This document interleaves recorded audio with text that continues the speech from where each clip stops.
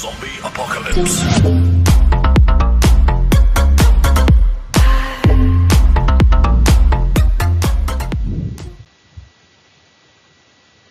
Okay, so today's topic is the shear design stirrup, so also known as web reinforcement. So we are now to apply yung mga formulas and concepts and codes na-discuss natin last meeting regarding the video lecture dun sa shear design codes. So let's try to apply kung ano yung mga provisions na naka-include dun sa ating computation for this topic.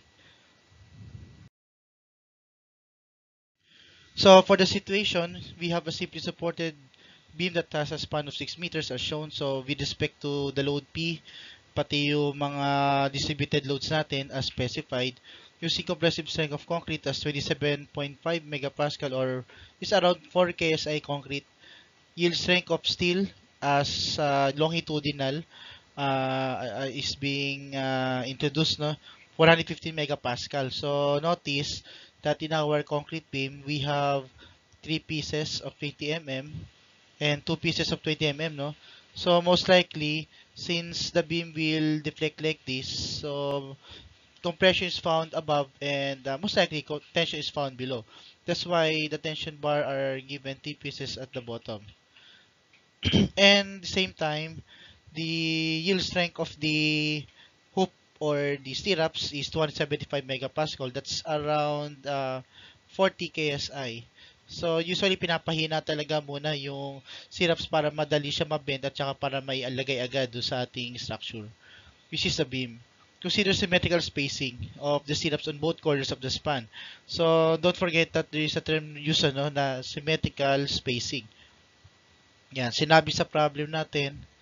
So, i-assume na lang given natin na pag nag-solve tayo, kung ano yung makikita sa kaliwa, ganun din makikita natin sa kanan na spacing of stirrups, so symmetrically arranged. So, our main objective for today's problem is to determine the critical spacing of the stirrups and provide a detail of stirrups spacing throughout the span. So, we have to check also if the 10 mm diameter stirrups are adequate or not. Otherwise, we can use the higher value. It's either 10 or 12 mm usually in our application. So, we have the specifications for P. Yan, for the dead load and the live load. Okay, so pag sinaramarise natin yung mga given, so ito yung makukuha natin, FC prime, Fy, Fyt, tsaka diameter of the stirrups. Usually, pinapahina talaga yung mga stirrups para, at 40 KSI para madali siya mabent. Kasi pagka 60 KSI, mahirap niya, machine operated eh. Ngayon, first things first, we need to understand yung location effective depth D, and I explained earlier kung nasa yung tension and compression by means of checking the bars, tsaka yung nature ng bending, only possible pagka simply supported. Okay? Ayan. So, therefore, running from the rebar center up to the extreme fiber concrete, under compression, that is effective depth D. Another thing, makikita nyo, may matitira pa dito. Okay? So, that is dB over 2, kalahati, And as well as this is diameter of the stirrups, which is we are using dV as 10 mm. And the clear cover that I described before, kung ano yung mga set minimum. So, di ba gumagamit tayo ng 40 mm, lalo na kapag base value tayo, tsaka 50 mm, kapag less than or equal sa 16 mm diameter ng bakal natin, at tsaka higher than 16, although may limitation na kung hanggang anong diameter yung bakal, I think it's 32 or 36, then you can use 50 mm.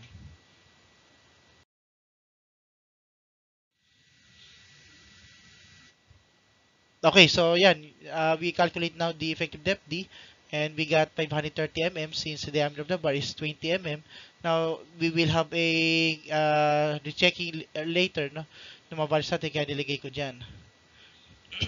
Also, we are going to apply the code regarding load combinations. So, the larger value will prevail, and then we will get 112 kilonewton, for the P sub U to be applied later.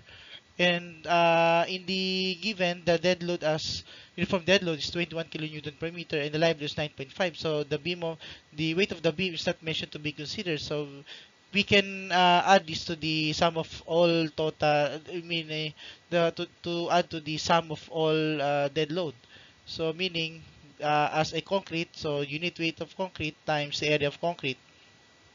In our beam, we have zero point 0.4 by zero point 0.6. So that's why we got 5.6506 kilonewton per meter. Then when we add at sigma WDL or the total dead load, so we'll get 26.6506. And then finally, we will apply the load combination, no? The same code that applies with the concentrated. So by this, we will get 47.1807 kilonewton per meter as the controlling value of the uniform distributed load under a factored condition. Okay, so pag sinet up natin yung beam natin ng ganyan, applying the W sub U and the value of P sub U, so we will get this reaction using statics, no? 262.875 on the left and 244.2088. So we need to identify kung nasan kaya ang critical. Pangalawa, total sinabi sa problem is symmetrical. We will assign that the syrups are being laid the same on left and right. But if not mentioned, please you have to calculate separately yung ating critical spacing. Okay, so let's review some code, ano. So we will start now by this statement. Under 409.4.3.2, the ultimate shear should be located at distance D from the face of support for non-precessed beam. So we will focus on that. So a little sa application. Let's say yung given kasi natin medyo stick model eh. What if hindi siya stick model? Kunwari ito, we have this. Yan. I don't know if that's panel or column. Depende, no? Kung ano yung gusto natin ilagay na support system. Say, ganito. For a clear view. Yan. Kung ano may span at column, pinagsama na natin. Para at least ma-identify natin completely. Then, putulin ko. Say, this is a column. Tapos, beam continuous. Beam slab continuous. Ito yung, spandrel beam na tinatawag. Ayan.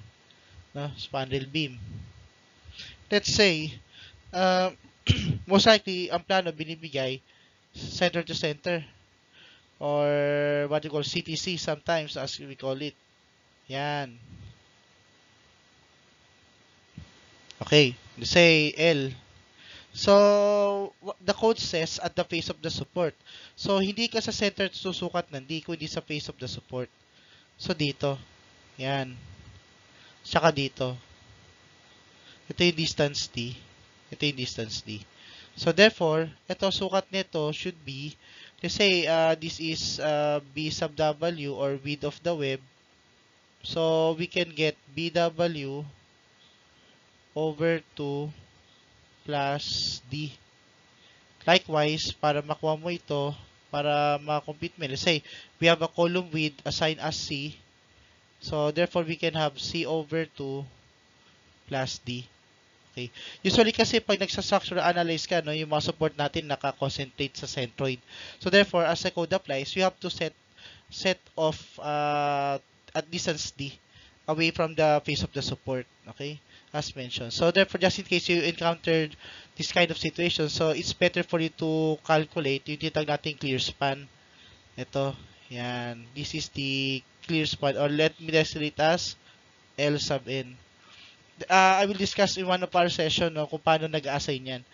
Okay? Tsaka lalo na kapag continuous beam na para ma-apply natin yung elastic theory tsaka yung code provisions regarding elastic theory tsaka yung tinatawag nating empirical values solutions for continuous beam as again presented by the code.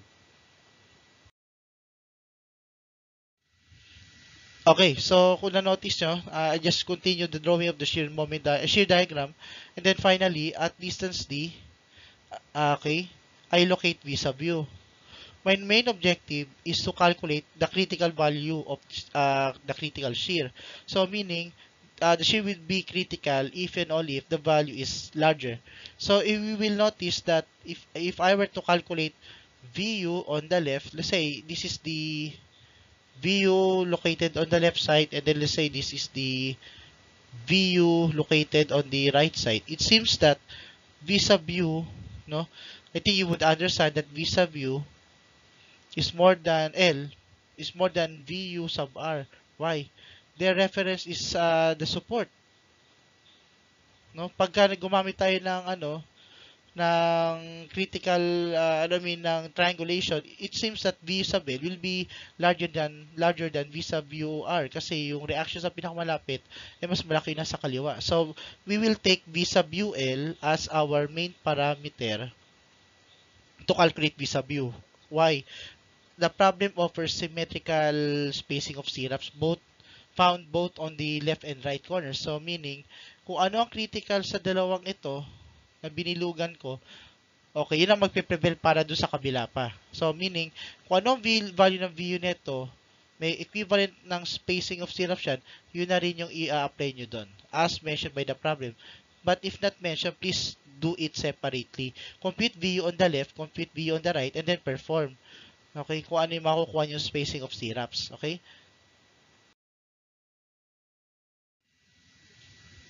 Now, so what's next after this? So I need to get V sub U. So how did I get this? Simply by using triangulation. So of course, you have to deduct this and then perform triangulation. No? Tandaan nyo, this one is 2 meters. So ano yung remaining distance? 2 minus D. Ulitin ko, dito ako magko-concentrate kasi mas malaki yung reaction na nasa left. So, I expect that VU would be larger than the right side VU. Okay, as encircled by violet. Okay. So, I will get 237.8696 kilonewton if I were to use the shear diagram. But also, again, by the rule of statics, you can do the same. You can have the same answer if you will pass a cutting plane, no? Para nangyari, dito ka nag-pass. Of course, distance D is less than 2 meters, so dito ka makakakuha. So, take note of the reaction. So, parang ito yung kinuhanan mo lang. Dito ka pumutol. So, therefore, sabi ng strength of materials, may mag-generate kang shear and moment diagram. Kaya, shear and moment value din. Okay? So, therefore, computing shear U, that is EFY. So, you will get this one value. So, the same sila. No? Kung napansin nyo. So, it's up to you to how do you calculate V sub U. And take advantage na rin tayo sa M sub U. Total, nandun ka na rin. Compute mo na. Using principle of statics. So, take note, no? Itong MU na to, hindi ito yung ultimate moment capacity na kinocompute natin sa beam flexural. So, this MU is just only coinciding where V sub U exists. Because there's a code that will require us to use the M sub U that coexists with our ultimate shear or shear sub U or V sub U as we call it. Sige, ilagay lang muna natin dito sa kaliwa ito, yung value ng dalawang yan kasi mamaya we will use that. So, let's start with the simplified calculation kasi yung code natin dalawa, no? Isang simplified siya, isang detailed calculation. So, ano yung code pala muna? Under simplified calculation. Ito yung usually na ginagamit, no? Inuuna lagi ang simplified calculation. Okay, under 422.5.5 as a general code, no? Generic code. So, shear C calculation. So, specifically 422.5.5.1, so ito yung paggagamit natin kapag simplified calculation, no? 0.17 lambda square root of FC prime BWD. So, si B sub W, dinidefine yan kung nasa intention reinforcement values natin. So, doon mag-exist yung with B. So, most likely, may kilalaman si neutral axis. So, also, si lambda, pag hindi naman sinabi nature ng concrete, so we will assume that the concrete is normal weight. So, we will use 1.0 as discussed before. Also, we need to identify, since ito yung objective, no, makakuha ka ng V sub C, then relate it to this, no, under 422.5.1.1. So, we will get V sub S. Ito yung magiging next agenda natin by getting V sub S kasi we have V sub C and we have V sub N. And don't forget that VU is phi Vn. So, may VU ka na mako-compute galing do sa distance D from the face of the support as we have done earlier. Okay? So, also, don't forget, meron pala tayong minimum shear reinforcement under 409.6.3.3. Dito papasok yung importance kung meron pang need for using in stirrups. So, in the event if VU is more than 0.5 of VVC, no, there's a table that coexists with this. So, therefore, AV minimum will exist. So, meaning, there will be a need for stirrups. So, kailangan natin ng stirrup dyan, ano. So, later, I will give you some advice on how do you interpret the data. Okay? And also, ano yung fee? Total, nabanggit yung fee, ano? Yan. So, therefore, ano kaya yung fee? Now, under table 421.2.1, so it seems that we are considering shear. So we will use 0.75. Then, we will now apply.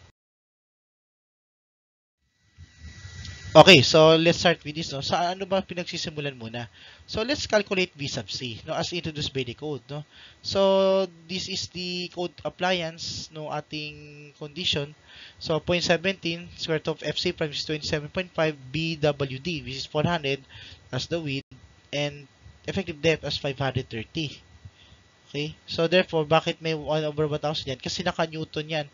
So I want a unit of kilonewton. So by multiplying 1 kilonewton as per 1,000 newton, no, as per the unit suggests. Okay, dimensional analysis na yan, no, kasi you are aware that most of the code or yes, almost all but not all, kasi meron mga code na naka kilonewton eh, so therefore you have to convert. And then finally, by multiplying it by the factor of reduction for shear, so VVC will become 141.7465, and then getting half of it, okay, is 70.8733, which is less than VU. Okay, na VU natin is 237 kanina na na-compute natin. Ito. So therefore, kulang yung ating beam para kumarga na ng concrete shear. So therefore, there should be a helping hand, no, para hindi siya mag-fail. So which is we will require stirrups. Yan ang kinalaman. So what if ganito, no? There can be 3 cases to identify. So if that is the case, no, meron din kasi nangyayari na dapat ito also yung VU natin dapat more than din ng PVC. Kasi there's a reason why, ano. Kasi pagka in-apply mo sa loob ng equation, pwedeng mag-negative yung isang spacing calculation. That would not require the calculation. So therefore, this is the first tier. Tawagin natin tier 1. So what if ito ang nangyari? Pumagitna ang V sub U. Okay? Dun sa dalawa. Although, sige, we can say na 0.5 of PVC is mas maliit para sa VU, pero yung P of VC, mas malaki sa VU. Opo, pwede rin naman yung VU mo, okay, dito pala, maliit na. Yan. Okay? So, most likely, automatic na ganito yan. Yan, kasi mas malaki na yung 0.5 of PVC dyan eh. So, therefore, automatic PVC mas malaki na sa V sub U. So, ito yung tatawagin natin, okay, Tier 2 and Tier 3. So, by code provision, mamaya madadaanan din naman natin na itong dalawang ito, kahit paano, may konting pinagkaiba. Depende to sa kung ano yung application. Kasi ang alam ng Tier 2, Tier 3, okay, sa Tier 2, will require stirrups. Ito, this will require stirrups pa rin. So, there's a need, no? Need for stirrups. Okay? Pero ang understanding ni code ngayon, kapag ang PVC 0.5 is more than VU, ito yung does not, okay? Nalagay ko na lang does not, meaning kahit wag kang maglagay ng stirrup, pero in theory lang yon. But in practical, no, kailangan natin maglagay ng stirrups kasi does not require yan, stirrups. Aha. Okay, here is the explanation. Sa code, sa tier 3, automatic na hindi ka na maglalagay. Pero, insulan mo pa rin kahit hindi kailangan kasi para ma-negotiate pa rin yung tinatawag na stability ng mga longitudinal bars. So, most likely, you need to put the least value na kung pinaka-conservative, yung pinakamalaking possible na stirrups space is 600 mm. Mamaya, you will identify why. Pero kapag ka tier 2 nag-activate, there's a need for you to calculate D over 2 and 600 for comparison. Okay? Or pwedeng D over 4. May combination yan eh. And 300. Tingnan nyo kung ano mag-activate dyan and then choose the least possible. Okay? Kung ano yung code na mag-apply kasi depende ito sa VS required eh, no? That I will discuss later. So most likely itong D over 2 at saka D over 4 ang nagpe-prevail. Okay? Depende kung ano yung requirement ng V sub S. So that will be the tiers na kung tatawagin natin. So again, ulitin ko, ito tier 1. Yan. Yung tipong parehas malaki pa rin ang VU sa half of PVC tsaka sa PVC. So therefore, there's a need for stirrups in our calculation. So mag-activate yung lahat ng potential equations. Okay? So therefore, we will get, no, total kayo na, we are aware that Vn or the nominal shear is equal to concrete shear plus steel shear. So they are all in terms of nominal. Ultimate or factor set yung nakuha natin V sub U. So we convert it by dividing VU to the value of phi. Okay? So, by doing that, we can now calculate V sub S at hindi siya nag-negative. Yan ang important parameter ng tier 1. Hindi pwede mag-negative yung VS. Pero sa VS, sa tier 2, potentially, mag-negative talaga yung ating S. So, hindi pwedeng i-calculate yung third equation ng S mamaya. Pero dahil nag-tier 1 tayo, then we can now calculate. Okay? I hope it is clear as discussed earlier. So, therefore, ito is still yung shear na i-carry ng ating web reinforcement V sub S or stirrups shear. Okay. So, doing that, tingnan natin yung adequacy. Okay. So, tingnan natin, ano ba yung mga other code now behind that? Nasabi rin kasi ni 422.5.1.2, no, na dapat under cross-sectional dimension, so meaning yung mismo shape ng beam natin, with respect to the dimension, of course, is applicable to resist shear if and only if your ultimate shear, the same calculation, no, measured from D distance or effective distance from the face of support, less than equal. So, meaning ito yung capacity nasa right. So, phi of shear times VC plus 0.67 square root of FC prime BWD. It seems that this is our V sub S. Kasi tandaan nyo, no, kung ibababa ko yung phi, ito lalabas eh. Tingnan nyo. Oh, VC plus VS. At saka V over phi is just Vn or nominal shear. Total yan. So, meaning, yung VS na pinag-usapan natin dito, okay, is this equation. So, this is the potential maximum stirrup shear. So, diyan tayo babase ngayon kung ito ba'y adequate, kung nagdi-design tayo din ng dimension, but here, this is actually investigation, Hindi kasi na natin pwedeng mapalitan yung beam size eh. Pero in actual, kung nakita nyo na ito ay na-violate, meaning hindi cool, hindi pa yan sapat. Kasi potentially, baka torsion agad na maging problema. So, merong ibang code na i-apply tayo later para pag nagkaroon ng torsion. So, that's another video lecture for me to discuss as a continuation ng ating shear, Also, kapag nakumpita ni VS Max, kasi okay na, so dito ka naman pupunta. Yan, under table 409.7.6.2.2. Ito yung tatawagin nating VS required. Okay? Ganyan lang, VS required. Bakit VS required? Dalawa kasi, pwedeng ang VS mo, less than equal, pwede yung VS mo more than 0.32 square root of FC5 BWD. Kapag less than equal, choose the lesser of D over 2 or 600 for non-pre-stress. Pero kapag nag-prevail yung more than 0.33 square root of FC prime, you just take 1/2 if you will notice. 1/2 of D halves is 1/4 of D, while 1/2 of 600 is just 300. So, yan lang, no? Previous code, sinasabi na 1 up lang. Pero ang maganda dito, sinabi na sa'yo na in table, just apply it na lang. Okay? So, on the right hand, pag nakita natin VS, and then if VS is not negative, sa tier 2 lang naman nagne-negative yan, tsaka tier 3. Okay? So, therefore, we can now calculate this under 422.5.10.5.3.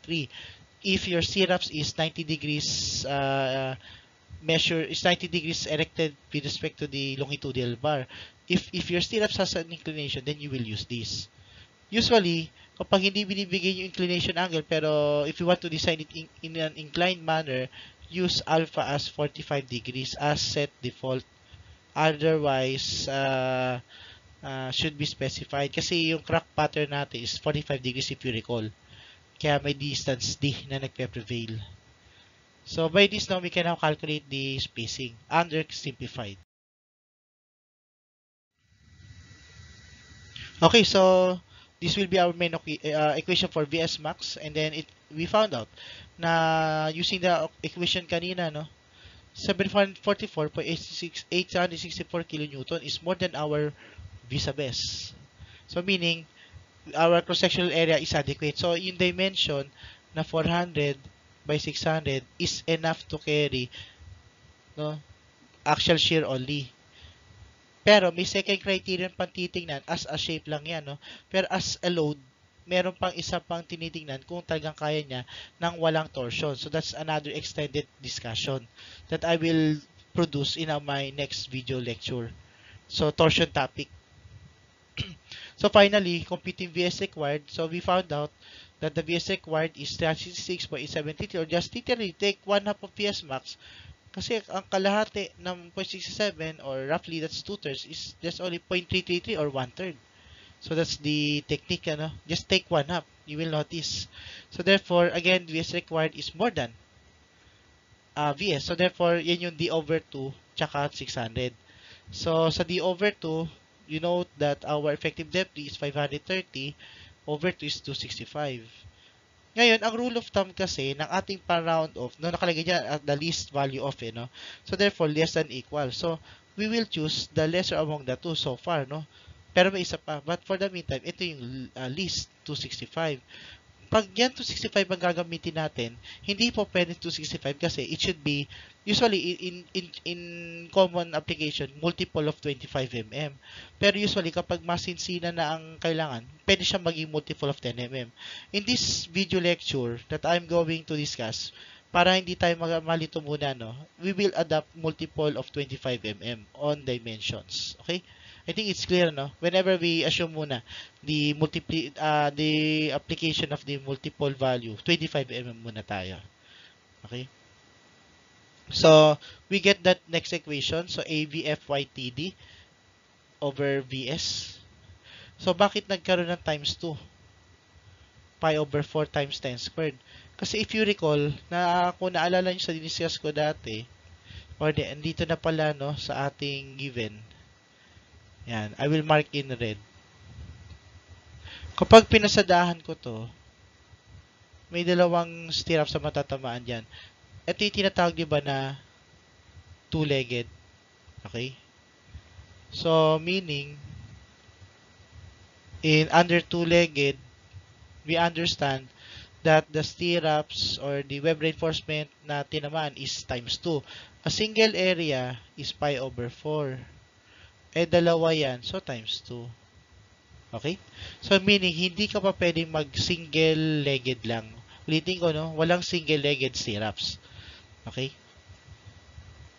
So, by that, we can now calculate the another S, which is we produce 178.631, which is less than 265. So, ang magpe-prevail na ngayon is 265, is 178.631. Pero, we will use 175. Paano nangyari yan? Ang pag-round off kasi ng stirrups is pasinsin. At tingnan nyo, they are all less than equal. So, you cannot get a larger value. So, as simply as, anong value mas mababa sa 178 na pinakamalapit sa kanya na multiple of 25. Ganito na lang gawin nyo. 178.6331 over multiple of 25. So, para mabilisan ng you will get a value of 7.1453. So, ang gawin nyo, i-drop nyo na yung decimal kasi nagra-round off tayo ng still do sa ating value. So, ngayon, 7 times 25 will give you 175. Hindi ka pa pwede mag-round up, say 8 times biglang 25, 200. So, you already violated the less than equal rule as specified here, no? So, dapat pababa ang round off ng space of steps. Explain na already by the statement na less than equal kasi sinabi ng code selection is the least value or the lesser among the 2 or 3. Bakit 2 or 3? Pwede kasing dadalawa lang pagka tier 1 at pagka tier 2 pwede tier 1 mag-exist ito. Okay? Pag tier 2, wala ito. Okay? Kasi pag tier 3, yan yung ano natin, di ba? Na nag-exist parehas na mas mataas. So, therefore, literally, you can adapt 600 mm. Okay?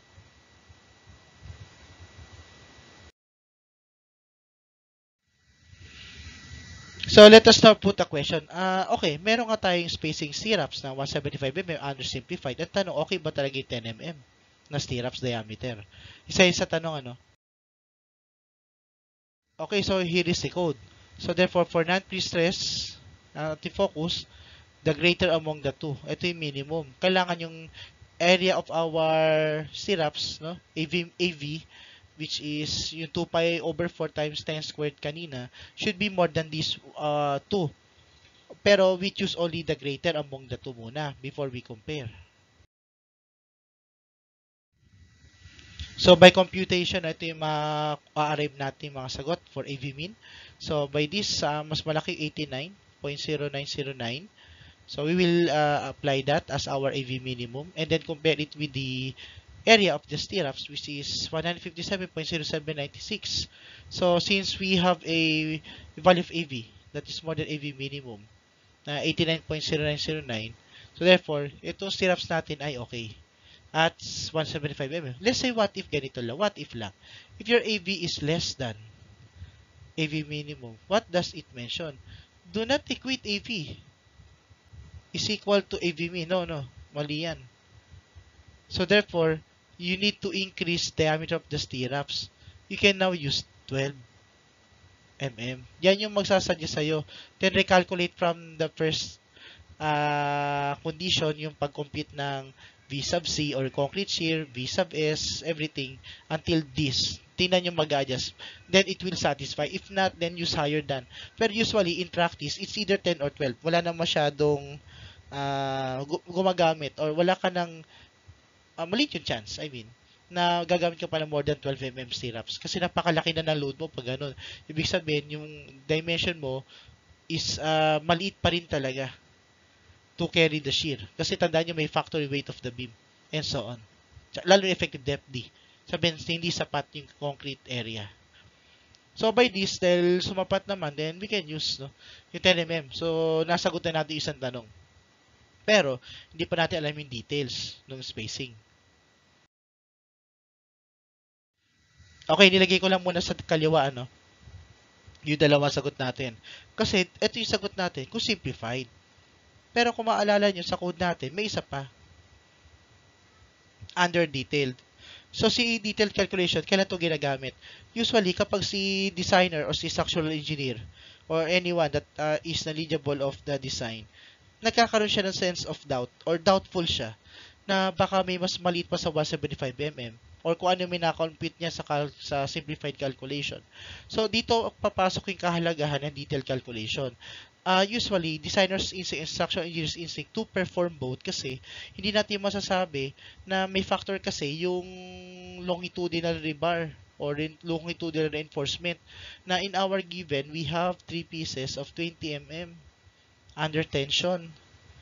So, it may give us a lower value if there is any chance. But usually, by my experience, nakikita ko madalas dito na almost equal sila na simplified calculation. Tingnan nga natin. Here is the code. So, kanina, ang focus natin yung simplified, But there's a term unless a more detailed calculation. Ibig sabihin, if you have any doubt, no, by the value you have calculated, so you can use the detailed as prescribed by table 422.5.1. So tatlong equation yan, you just use the list, no? And may note, ano, MU occurs simultaneously with VU. Kaya pala kinumpit natin to kasama ng VU MU. Kasi naalala nyo kanina, may drawing ako na pinag-calculate ko yung VU at saka MU. Okay? Kasi MU simultaneously occur with respect to VU. Okay? Kaya pala ni-ready natin ito. Ito yung ginagamit para sa detailed. So, tingnan natin kung anong mangyari sa detailed calculation. Okay, so dyan lang muna equation na yan. No? Tingnan natin. So, kumpinin natin VU D over MU. Total, meron tayong value ng VU, D, tsaka MU.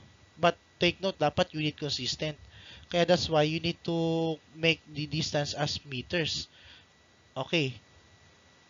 The value of VUD over MU should be always less than or equal to 1.0 based on code. So if you have a value of VUD over MU, okay, that exceeds 1.0, then your VUD over MU should be 1.0. Kaya naka-ready si second equation natin kapag ang VUD over MU mo ay nag-i-equal sa 1.0. Yan yung constraint ngayon. Ngayon, pag hindi naman siya pag di siya more than 1, or simply, that is less than 1.0, then adapt that calculated value. So, kung ano man yung lumagpas sa 1.0, gawin mo na agad 1. Otherwise, you have to use the calculated. Ngayon, dahil naka-found out natin that the VUD over MU is only 0.9501, which is logical less than 1, we will use that VUD over MU is 0.9501. Ngayon, kung sakali lang lumagpas sa 1, then use 1.0. Okay? And kung mapapasin nyo, yung pag-VUD over MU mo is 1, parehas na itong first and second equation. No? It's clear. Kasi nawala lang naman ito dito eh. Dito. So, naging 1 kasi yun. Okay? So, ngayon, yung raw W, ang nagsabi niya na, ang raw W is the steel ratio under tension only. Ngayon, kung ano yan, doubly reinforced concrete beam, huwag ka na kumampit ng total raw. Kasi di ba may ratio raw na kinocompute yan. So, raw W din yun. So, under tension lang. So, wala siyang pakialam sa compression. So, automatically, yung tension natin, na-explain ko na bakit 3 na 20 mm, because of the beam bending. Okay, depende yan. So, therefore, that is 0.00445. Usually, I interpret 5 significant digits of decimal. So, much better na gawin nyo rin ganito, no? Na 5 significant digits of decimal. And then finally, if you compute all those three, you'll find out that the least value is 193.1155. So, yan ito magpe-prevail. Kasi ito yung pinaka-maliit among the three. So, therefore, by using the same factor of phi, you will get PVC of 144.8366 kN, and then taking 1 up is 72.4183. It seems that both VU is more than 0.5 PVC and more than PVC. No? Kasi 144 yun eh. So, therefore, tier 1 will exist. So, therefore, makukumpit natin yung pangatlong equation ng S. So, finally, check yung the same VS max kasi di man magbabago yan. Then, you find out na mas malaki pa rin sa VS. So, its cross-sectional area is adequate. Also, VS required, ganun din naman, di nagbago yon. So, same value din katulad kanina. Then, finally, kung papasin nyo, pag in-apply nyo yung tatlong equation yan, ganun din ang lalabas. Well, ito una. Pero ito, pag kinalculate mo yung AVFYTD over VS as introduced earlier as the third equation, it seems that 184.5664 is the least. At ang least din yan, ang pinakamalapit pa rin is 175. na mababa. Hindi pwedeng pataas. Kasi 200 yung susunod sa 184 eh. Na man multiple of 25. Which is we cannot use kasi less than or equal to. Okay? So therefore, the same sila ng simplified. So therefore, si designer pwedeng huminga ng malalim kung simplified lang yung ginamit. Okay? But paano niya malalaman yung kung hindi niya gagawin yung detail? So usually, again, for the peace of mind, ginagawa ang detailed calculation. In case of doubt, okay? So yan usually, nag-i-equal talaga sila. Pero may chances na hindi. Okay? You have to be careful kung kailan sila hindi. So you have to calculate both na lang para masigurado. Okay, so we have this, no? Ngayon, tansyahin na natin ilang piraso kaya ng mga bakal ang pwedeng ipasok. Ngayon, dalawa kasi ang region. No? Ito, let us take this into advantage. Indeed, it is true na may measurement tayo distance D. Tanong, pagka ba nagbilang tayo ng bakal, isakto? Hindi yan. Kasi may sigurado merong butal. Kasi ito yung D distance. Lalagpas at lalagpas siya dito eh. Yung kunwari yung stirrups natin. Okay? Pangalawang point. Merong point in the distance D, after D, na palaki or palapad ang spacing ng stirrups. But hindi natin alam, okay, ano tong S na to? Kasi ito yung S na na-compute natin kanina, no? Ito okay na. S sub 1. O sabi natin S sub 1. Ito yung critical spacing na na-compute natin at 175. Pero, after that, hindi na natin masisigurado yung S sub 2, S sub 2, o baka mamaya, hindi yan S sub 2, baka ito pa nga yung S sub 3. So, hindi no? Basta ito yung rule. Merong isang region dito, if you will notice, ang least possible, other than having calculating C, is D over 2. Di ba, may D over 2, may D over 4, may 600, at saka 300. Nag-exist tayo dito sa sa D over 2 kasi yung sa VS required. So ito yung least condition dito. Pero kapag yung VS required mo pumasok sa dalawang computation na to, yung nag-less than ka sa VS, so D over 4 ang dapat gamitin mo. Pero tingnan mo kung nasang range yan. Okay? Nagkataon lang na at D over 2 natin, meron tayong value na na-compute. Ngayon, at with respect to that, nagkataon kasi na yung 175 is nandito lang. Parang at D region. Ang tanong nga lang dyan, ilan ba talaga yung pwedeng kumasya? At hanggang saan siya pa pwedeng maging D over 2. So, yan ang boundary. Kasi after that, say, ito, itatansyahin ko, no? With the clear spaces na dapat ay D over 2, para sabihin natin critical, okay, why not ito ang gawin natin? Kasi pwedeng magkakaiba, hindi naman pwedeng D over 2 lang yan eh. Why not gawin ko, yung S2, S3 na yan, gawin ko na lang din S. Okay? Para malinaw na matansya natin na hanggang saan ba talaga pwede mag-extend yung region na ma-equal sa 75. Sabi natin S sub 1. S sub 1. Pwede ko pa nga itong gawing S sub 1. Pero hanggang saan? Ito yung tatanungin nung distance x natin. We accept that x should be more than d. Okay? Para thereafter, yan na, mag 250 mm ka na. Okay? So, I hope it is clear. Ang balak natin is ganito. Para maklaro. You say, drawn in violet, we have a beam, para mas malinaw. May bakal ka, drawn in red, longitudinal bar, tapos green yung stirrups. Ngayon, let's say, umabot sa pang-5, kunwari. Yan. Kunwari ito yung nag-range ang distance D. Ang gusto ko sana, i-extend ko pa kung hanggang saan siya pwede mag 175. Okay?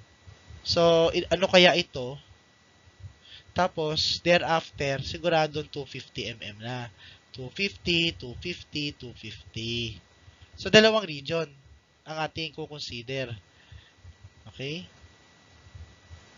So, by this, we can now calculate, So, for the stirrups spacing after critical region, saan pa kaya siya pwede maging 175? Kasi 175 mo, less or equal D over 2, as specified here. Okay? So, I need to assign S that is equal to D over 265. Then, I use 250. Bakit 250? Kasi yung 265, mas malapit sa 250. Kasi round it, ano, no? Parang less yung round off natin, pababa. Hindi pa pwede mag 275. So, ganun ulitin nyo. Ganun lang gawin nyo. Diba? Para makuha ko yung 250 na yan, kunin nyo yung 265, divide mo sa multiple of 25 mm para di na mahirapan mag-isip ng pinakamalapit, no, na 10.6 ang value. Tapos, i-drop yung decimal. So, 10 times 25. Ayan, is clear na 250 yung makukuha. Okay?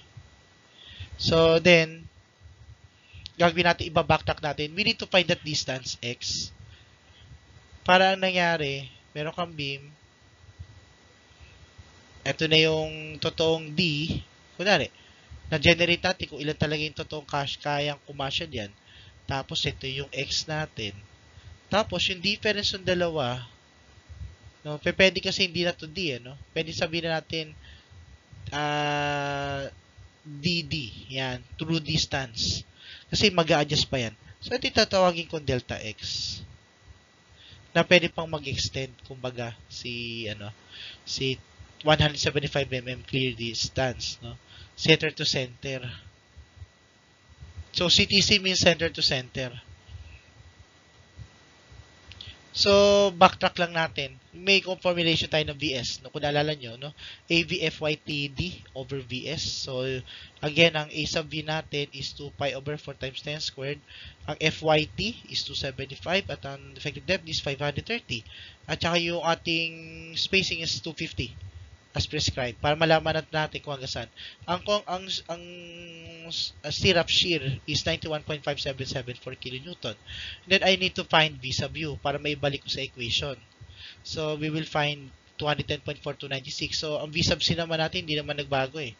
At 188.9954 kasi effective depth di naman magagalaw. So ang main objective ko is kung makukuha ko, no, kung puputol ako at ito yung distance of, let's say, value of x muna. So, may of course, kung puputol ako dito, yan. I expect na less than 2. Yan, yung limiting distance para hindi sumama isang value ng p. So, therefore, may reaction ka dito na na-compute natin kanina. Tapos, ito yung shear u. Okay, may computed na tayo. Ito yon. Makukompute ko na yung x after that. No? Para ma-allocate ko kung nasaan ba talaga siya. Para hanggang 175 pwede kong ma-extend. So, finally, we'll get 1.1116 meters. So, ito, adapted ito sa shear equation. No? Yung x lang ay palitan lang ng d. Parang ganun lang. So, therefore, by pieces, ganito. May requirement kasi si code. Mamaya, makikita nyo rin sa before the video ends. No? Si stirrups, required ka na mayroong clear cover diyan. So, meron kang stirrups dito. Eh, kung 50 mm yan, then it is 50 mm. At nakalagay doon, the first stirrup facing the nearest to the face of the support or column should be need not be more than 50 mm. So, less than equal 50 mm. Okay? So, si 50 mm, given siya ng code. Mamaya, makikita ninyo. Okay? So, then followed by the number of stirrups. Kunwari, para malaman ko ilang piraso to, ito yung distance of x. Ito yung number of spacing ngayon. Ito yung n. Parang gusto ko bilangin, ilan yung 175?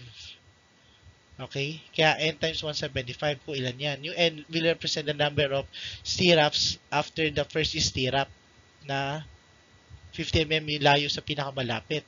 So, equal sa 111.6. Okay? So, yun yung representation ng ating equation. Then, by that, we can now conclude an algebraic equation showing that. And then, finally, we can calculate at 6.0663. So, and then, we round it up. Hindi ka pwede mag-round down or round equal. So, 7 pieces. Yan tanong, ilan talagang metro? So, hindi naman siya sasakto ng 1.1116 na. So then finally, 7 times 1, 75 plus 50. Kasi dito may times 1 pa yan, no? Kasi may isang stirrups ka dun sa unahan. Kaya times plus 1 times 50 or just say 1 plus 50. So you will get 1275 mm. So okay na mas lumaki siya diyan. So talagang lalagpas siya in the range. So meaning at 1.275 meters, pwede tayong mag-extend ng stirrup. So meron kang pito sa loob. Yan, parang ganito representation. 1, 2, 3, 4, 5, 6, 7. Plus 1. Kasi ito yung distance ng 50 mm. Tapos ito puro tigo 175 na. Okay, I hope it's clear kung paano na-assess yan. So, by this, we can say that we can use 8. Bakit 8? Kasi may plus 1 ka sa harapan, ano? Pero, you have to mention, with the first stirrup placed at 50 mm from the face of the support. Okay? Okay, yan yung critical.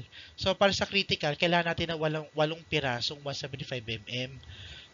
Na ang sum total niya pag bineasure natin from the face of the support is 1.275 meter. That is more than effective depth D. So meaning pasok pa tayo, yes, kasi ang requirement hindi ka dapat bumaba sa D para magkaroon ng critical shear spacing. Pasok siya. In-assess natin. Then thereafter magiging 250 mm na. Okay? Hanggang mawala ni requirement ng zero, hanggang maging 0.